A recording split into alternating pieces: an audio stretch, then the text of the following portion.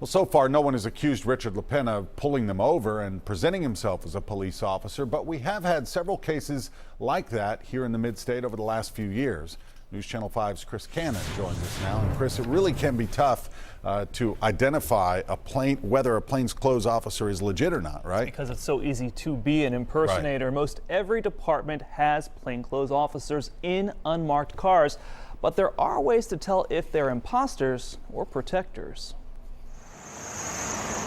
Driving around, you never know when you'll see blue lights behind you. But what if this SUV was in your rearview mirror?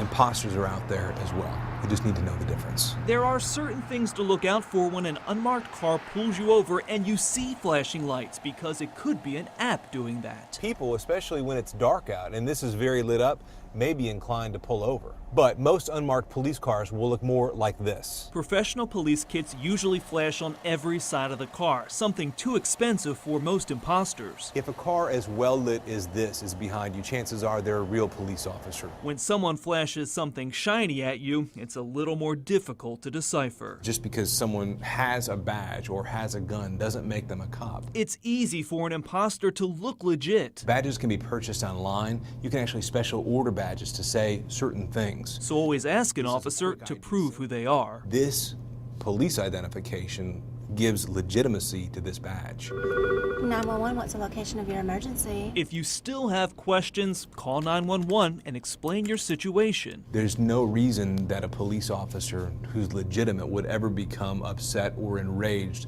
by someone asking them to verify that they actually are who they say they are. When you see blue lights, you need to comply, but with caution. We don't want to scare people, but sometimes imposters exploit the trust that people have in the police. Something to keep in mind the next time you're driving around.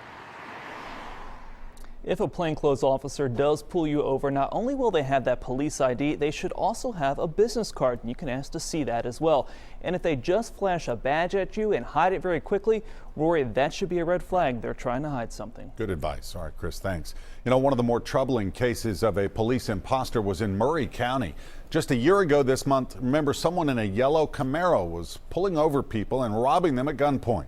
Police never arrested that person.